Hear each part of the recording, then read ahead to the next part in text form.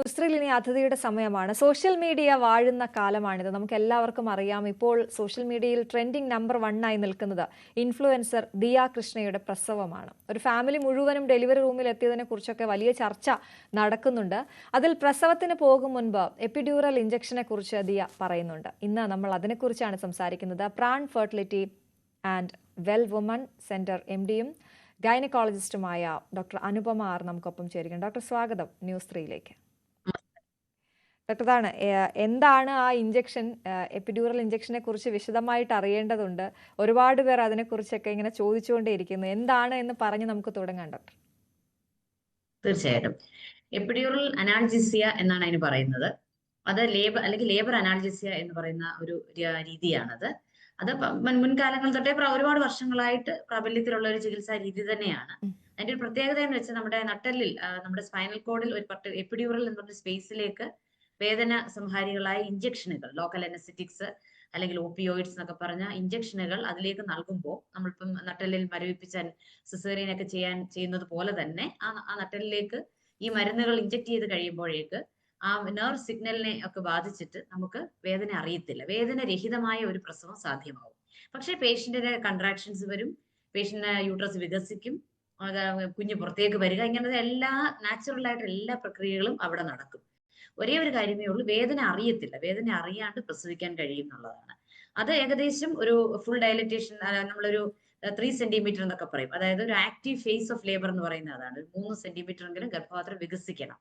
ആ സമയത്താണ് ഇത് നൽകുന്നത്. അപ്പൊ ലേബർ റൂമിൽ വെച്ചും അല്ലാതെ ഓപ്പറേഷൻ തിയേറ്ററിൽ വെച്ചും എല്ലാം നൽകാവുന്ന ഒരു ചികിത്സാ വിധിയാണിത്. അത് നൽകി കഴിയുമ്പോൾ പിന്നെ വേദന അറിയത്തില്ല. മുമ്പോട്ടുള്ള സമയങ്ങൾ, പ്രസവം വരെയുള്ള സമയത്ത് വേദന അറിയാതെ മുമ്പോട്ട് പോകുവാനും പ്രസവിക്കാനും സാധിക്കും. കൂടാതെ സ്റ്റിച്ച് ഇടുന്നത്, പ്രസവം കഴിഞ്ഞ സ്റ്റിച്ച് ഇടുമല്ലോ, ആ സ്റ്റിച്ച് ഇടേണ്ട ആളുകൾക്ക് ആ സ്റ്റിച്ച് ഇടുമ്പോഴും ഈ അനാൽജീസിയുടെ എഫക്റ്റ് കിട്ടും. മൊത്തത്തിൽ വേദനരഹിതമായിട്ട് പ്രസവം മുമ്പോട്ട് പോകാൻ വളരെ നല്ലൊരു ചികിത്സാ വിധിയാണ്. ഓക്കെ, ഇത് എല്ലാവർക്കും സാധ്യമാണോ ഡോക്ടർ? ഇതിപ്പോൾ പല ചികിത്സകളോ അല്ലെങ്കിൽ പല ഇഞ്ചക്ഷനുകളോ എല്ലാവർക്കും എടുക്കാൻ കഴിയുന്നതായിരിക്കില്ലല്ലോ. എപ്പിഡ്യൂറൽ ഇഞ്ചക്ഷനെ കുറിച്ച് അല്ലെങ്കിൽ അനസ്തേഷ്യയെ കുറിച്ച് അതിനെക്കുറിച്ചൊന്ന് പറയാമോ? എല്ലാവർക്കും സാധ്യമാണോ ഇത്? എല്ലാവർക്കും, ഒരു ഒട്ടുമിക്ക ആളുകൾക്കും സാധ്യം തന്നെയാണ്. പിന്നെ പറ്റാത്തത് ഈ മരുന്നുകൾക്ക് എന്തെങ്കിലും അലർജികളുള്ള ആളുകളാണെങ്കിൽ അവർക്ക്, അല്ലെങ്കിൽ നട്ടെല്ലിനൊക്കെ എന്തെങ്കിലും സർജറികളൊക്കെ ചെയ്തിട്ട് ഇത്തരത്തിലുള്ള നട്ടെല്ലിൽ വെള്ളം മരവിപ്പിക്കൽ പോലെയുള്ള കാര്യങ്ങൾ ചെയ്യാൻ പാടില്ല എന്ന് നേരത്തെ പറഞ്ഞിട്ടുള്ള ആളുകളാണെങ്കിൽ അങ്ങനെ, അതുപോലെ എന്തെങ്കിലും ബ്ലീഡിങ് ടെൻഡൻസി, പെട്ടെന്ന് തന്നെ ഭയങ്കരമായിട്ട് ബ്ലീഡിങ് ഒക്കെ വരാൻ സാധ്യതയുള്ള ആളുകൾ, അങ്ങനെയുള്ള ഒരു വളരെ കുറച്ചൊരു വിഭാഗത്തിന് മാത്രമേ നമുക്കിത് കൊടുക്കാൻ കഴിയാതെയുള്ളൂ. ബാക്കി എല്ലാവർക്കും ശരിക്കും പറഞ്ഞാൽ കൊടുക്കാവുന്ന ചികിത്സാ രീതിയാണ്. പിന്നെ എല്ലാ ഒരു പ്രൊസീജിയറിനും ഉള്ള പോലെ ഇവിടെയും റിസ്കുകളും ഉണ്ട്, ഇവിടെയും കോംപ്ലിക്കേഷൻസ് വരാം. അത് രോഗി കൃത്യമായി മനസ്സിലാക്കിയിട്ട് മാത്രമേ നമുക്കിത് നൽകാൻ കഴിയൂ. കാരണം നട്ടലിൽ മരവിപ്പിക്കുന്നതാണല്ലോ. അപ്പൊ നമുക്ക് അത് അങ്ങോട്ടോ ഇങ്ങോട്ടോ ഒന്ന് മാറിപ്പോവുകയൊക്കെ ചെയ്ത് കഴിഞ്ഞാൽ അതിൻ്റെതായ കോംപ്ലിക്കേഷൻസ് ഉണ്ടാകാം. ചിലപ്പോൾ BP പെട്ടെന്ന് ചിലർക്ക് കുറയുന്ന സാഹചര്യങ്ങൾ വരാം. പിന്നെ ചിലപ്പോൾ ഇത് എഫക്റ്റീവ് ആവാതിരിക്കും. കറക്റ്റായിട്ട് ആ ഒരു പ്രോപ്പർ രീതിയിൽ മരുന്നൊന്നും എത്തിയിട്ടില്ലെന്നുണ്ടെങ്കിൽ ഇത് കൊടുത്തു കഴിഞ്ഞാലും ചിലപ്പം വേദന അറിയും, എഫക്റ്റീവ് ആകാതെ പോവുക, ഇങ്ങനെയൊക്കെയുള്ള ഏത് പ്രൊസീജിയറിനുള്ള കോംപ്ലിക്കേഷൻസും കാര്യങ്ങളും ഇവിടെയും ഉണ്ട്. അത് കൃത്യമായ രോഗിയെ പറഞ്ഞ് മനസ്സിലാക്കിയിട്ട് മാത്രമേ നമുക്കത് നൽകാൻ കഴിയൂ. അതുപോലെ ഒരു അനസ്തേഷ്യ ഡോക്ടറാണ് ഇത് നൽകുന്നത്, അനസ്തെറ്റിസ്റ്റ് ആണ് ഇത് നൽകുന്നത്. അനസ്തെറ്റിസ്റ്റിന്റെ ഒരു പ്രസൻസും അവിടെ ആവശ്യമാണ്. ത്രൂ ഔട്ട് രോഗി പ്രസവിക്കുന്നിടം വരെ അനസ്തെറ്റിസ്റ്റും ഉണ്ടാവണം. ഒരു ഒബ്സ്റ്റട്രീഷ്യൻ, ഒരു ഗൈനക്കോളജിസ്റ്റ് കൂടെ ഉള്ളതുപോലെ തന്നെ അനസ്തെറ്റിസ്റ്റും കൂടെ ഉണ്ടാവണം. അവർ ആ മരുന്നുകൾ ഇടയ്ക്കിടയ്ക്ക് ഇങ്ങനെ ഡോസ് കൂട്ടി കൊടുക്കുകയും ഒക്കെ, ടോപ്പ് അപ്പ് ചെയ്യാന്ന് പറയും, അങ്ങനെയൊക്കെ കൊടുക്കുകയൊക്കെ ചെയ്യും. അപ്പൊ അതെല്ലാം കൃത്യമായ ഒരു സംരക്ഷണം ആവശ്യമാണ്, അല്ലെങ്കിൽ മോണിറ്ററിങ് ആവശ്യമാണ്. ഓക്കെ, നമ്മൾ ഈ നോർമൽ ഡെലിവറിയുടെ, സുഖപ്രസവത്തിന്റെ എപ്പോഴും നമ്മൾ കേൾക്കുന്ന ഒരു പ്രധാനപ്പെട്ട വാക്കാണ് ഈ വേദന. വേദന വന്നില്ല എന്ന് പറയാറുണ്ട്. വേദന വന്നത് വളരെ വൈകിയാണ്, അല്ലെങ്കിൽ വേദന വന്നിട്ടും പ്രസവിക്കാൻ കഴിഞ്ഞില്ല. അപ്പൊ ആ വേദനയാണ് ഇവിടെ ഇല്ലാതാകുന്നത് എന്നുള്ളതാണ്. ആ ഒരു പ്രൊസീജിയർ എങ്ങനെയാണ് ഡോക്ടർ?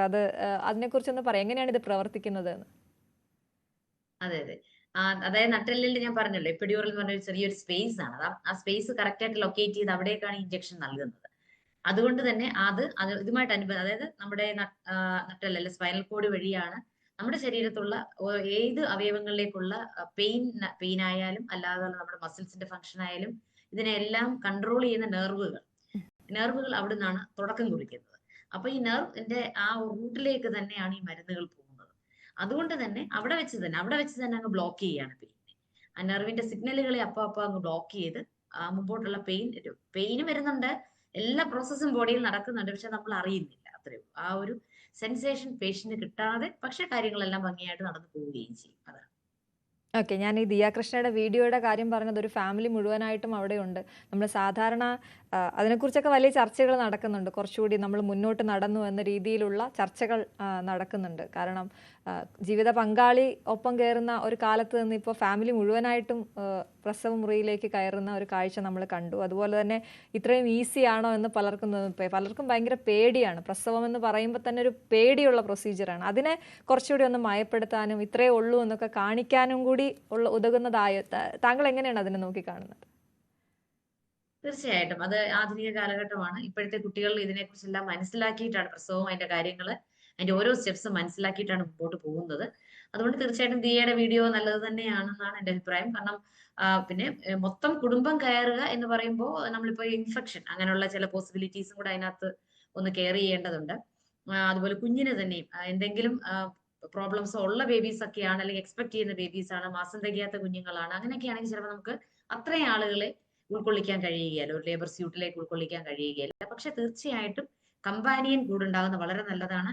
പണ്ട് മുതലേ വിദേശ രാജ്യങ്ങളിൽ ഉണ്ടായിരുന്നു. ഇന്ത്യയിലും ലക്ഷ്യ പദ്ധതി പ്രകാരം ഗവൺമെന്റ് തന്നെ നിഷ്കർഷിക്കുന്നുണ്ട്. കേരളത്തിലും ഒട്ടുമിക്ക ഹോസ്പിറ്റലുകളിലും പ്രൈവറ്റ് ഹോസ്പിറ്റൽസിലെല്ലാം തന്നെ ബർത്ത് സ്യൂട്ട്സ് ഉണ്ട്.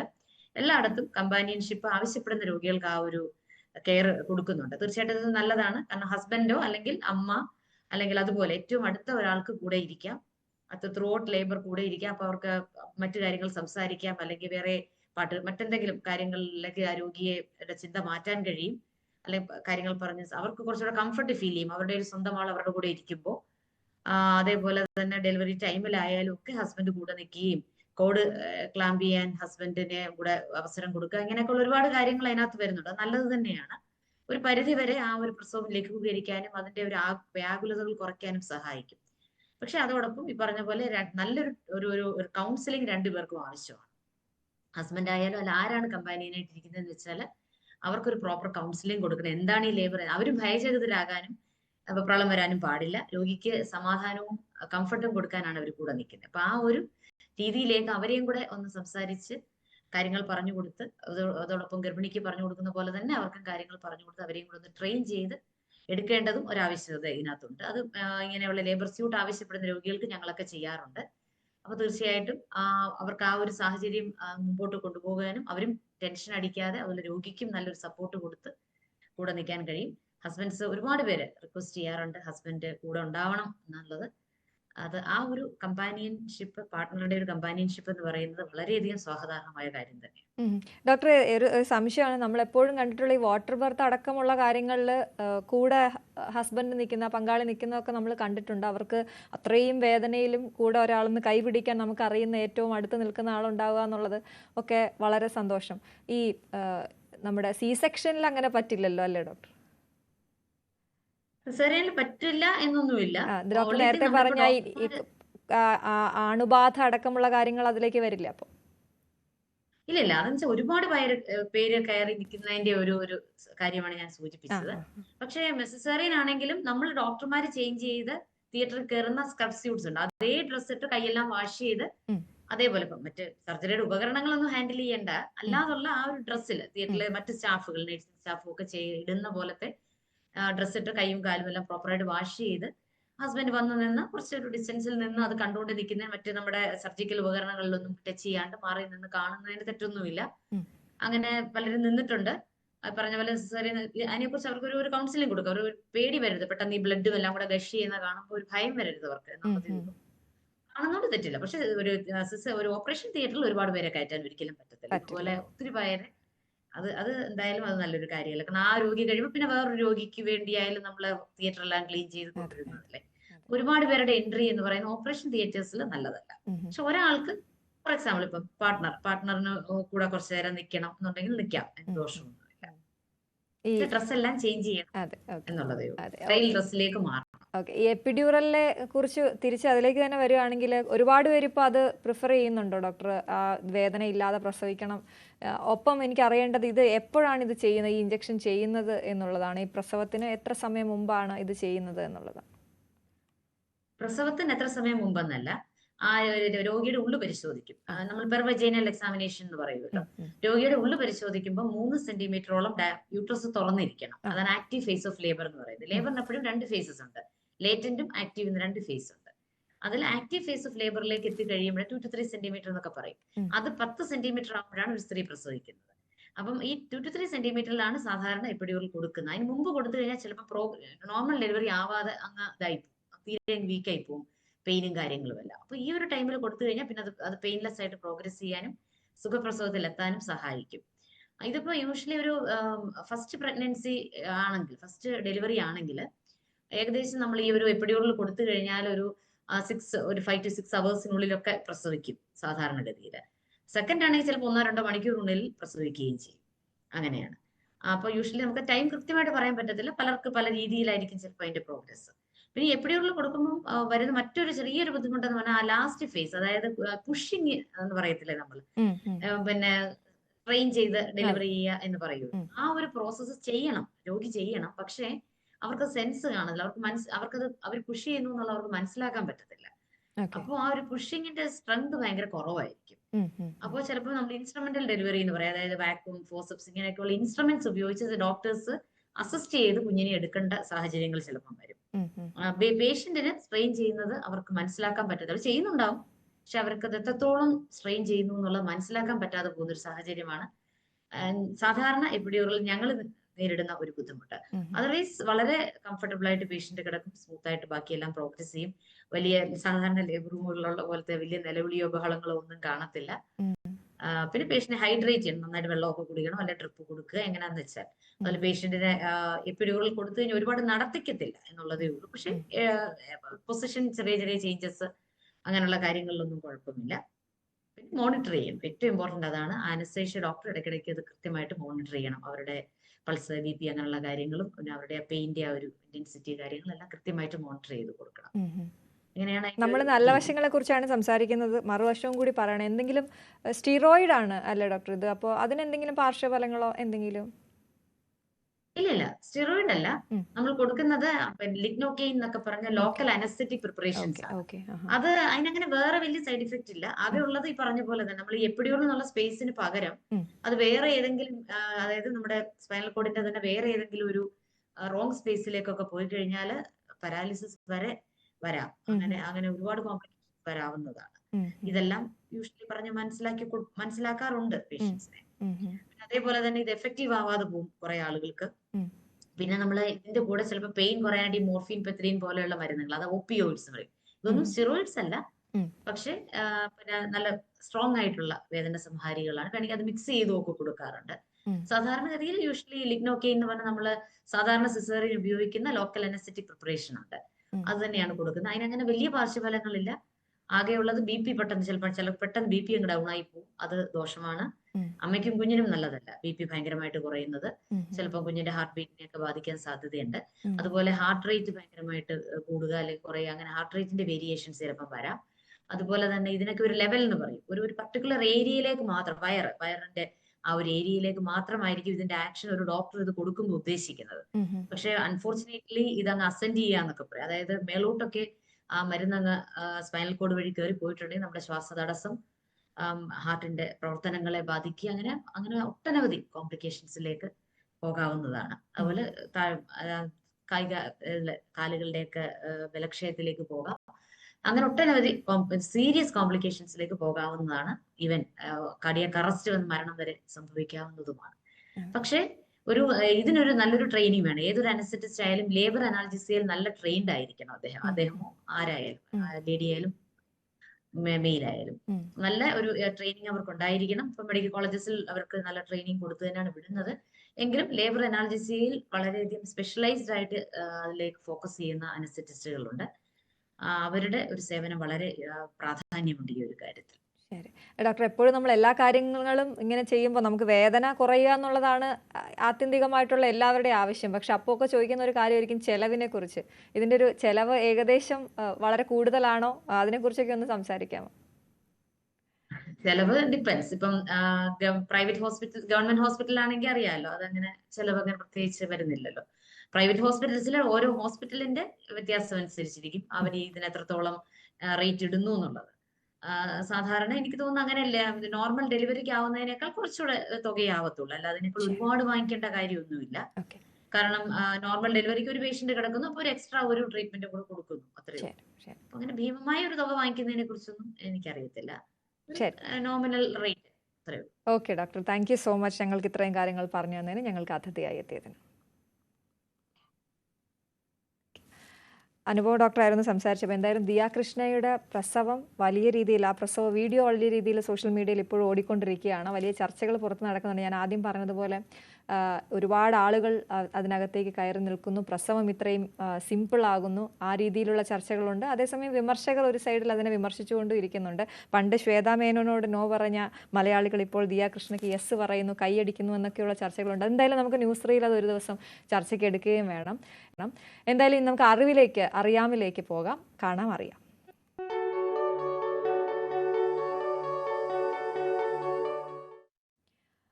നിങ്ങളുടെ കരിയറിൽ ഒരു ഇടവേള വന്നോ? ഒരു കരിയർ ബ്രേക്കിന് ശേഷം എങ്ങനെ ശക്തമായി തിരിച്ചു വരാമെന്ന് ചിന്തിക്കുന്ന എല്ലാ സ്ത്രീകൾക്കും ഒരു സുവർണ അവസരം. ഈ വിഷയത്തെക്കുറിച്ച് കരിയർ കോച്ച് രമ്യ ഗിരിജ സംസാരിക്കും.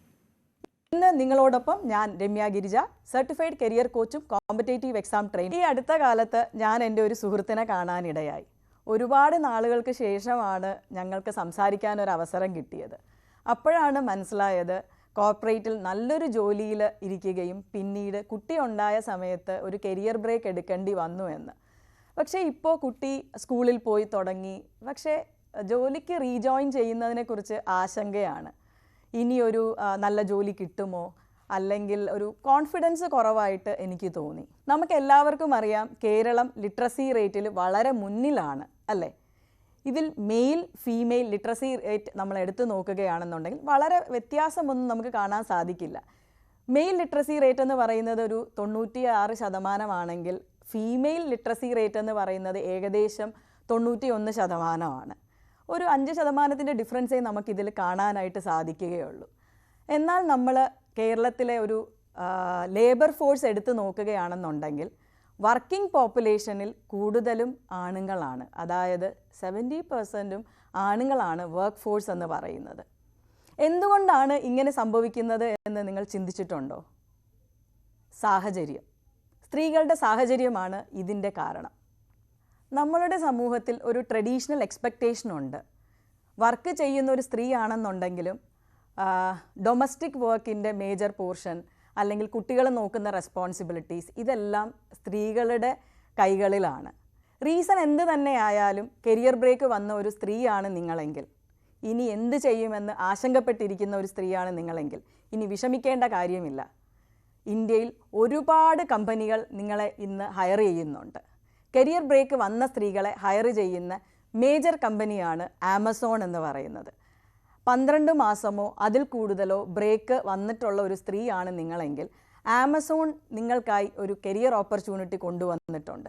നിങ്ങളെ ട്രെയിൻ ചെയ്യുന്ന പ്രോഗ്രാമിൻ്റെ പേര് റീകിൻഡിൽ എന്ന് പറയുന്നതാണ്. ആമസോണിൻ്റെ റീകിൻഡിൽ വഴി അവർ കരിയർ ബ്രേക്ക് വന്ന സ്ത്രീകളെ ട്രെയിൻ ചെയ്യിക്കുകയും അവർക്ക് ജോലി കൊടുക്കുകയും ചെയ്യുന്നുണ്ട്. ആമസോൺ മാത്രമല്ല, വേറെയും കമ്പനികൾ കരിയർ ബ്രേക്ക് വന്ന സ്ത്രീകൾക്ക് അവസരം കൊടുക്കുന്നുണ്ട്. അതിൽ നമ്മൾക്ക് കേട്ടുപരിചയമുള്ളൊരു കമ്പനിയാണ് TCS എന്ന് പറയുന്നത്. അതുപോലെ ഇൻഫോസിസും കരിയർ ബ്രേക്ക് വന്ന സ്ത്രീകൾക്ക് അവസരങ്ങൾ കൊടുക്കുന്നുണ്ട്. അക്സെഞ്ചറും ഈ അവസരം സ്ത്രീകൾക്കായി ഒരുക്കി കൊടുത്തിട്ടുണ്ട്.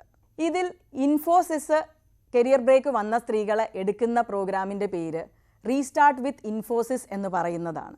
ഇതിൽ നിങ്ങളൊരു വർക്കിംഗ് പ്രൊഫഷണൽ ആയിരുന്നു, കരിയർ ബ്രേക്ക് വന്നു, അങ്ങനെയാണെന്നുണ്ടെങ്കിൽ ആ വ്യക്തികളെ ട്രെയിൻ ചെയ്ത് അവർക്ക് ജോബ് കൊടുക്കുന്ന പ്രോഗ്രാമാണ് റീസ്റ്റാർട്ട് വിത്ത് ഇൻഫോസിസ് എന്ന് പറയുന്നത്. ഇനി TCS ആയിക്കോട്ടെ, TCSൻ്റെ പ്രോഗ്രാമിനെ പറയുന്നത് റീബിഗിൻ എന്നാണ്. ഈ റീബിഗിനിൽ നിങ്ങൾക്ക് ഒരു ഫുൾ ടൈം ജോബോ അല്ലെങ്കിൽ ഫിക്സ്ഡ് ആയിട്ടുള്ളൊരു ടേം ജോബിലേക്കോ നിങ്ങൾക്ക് പോകാവുന്നതാണ്. അക്സെഞ്ചറും ഇതേപോലെ തന്നെ കരിയർ ബ്രേക്ക് വന്ന സ്ത്രീകൾക്ക് ഓപ്പർച്യൂണിറ്റീസ് പ്രൊവൈഡ് ചെയ്യുന്നുണ്ട്.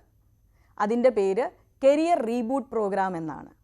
ഈ പറയുന്നതെല്ലാം തന്നെ നമുക്ക് ഇൻ്റർനെറ്റിൽ ഫ്രീലി അവൈലബിൾ ആയിട്ടുള്ള ഇൻഫർമേഷൻസ് ആണ്.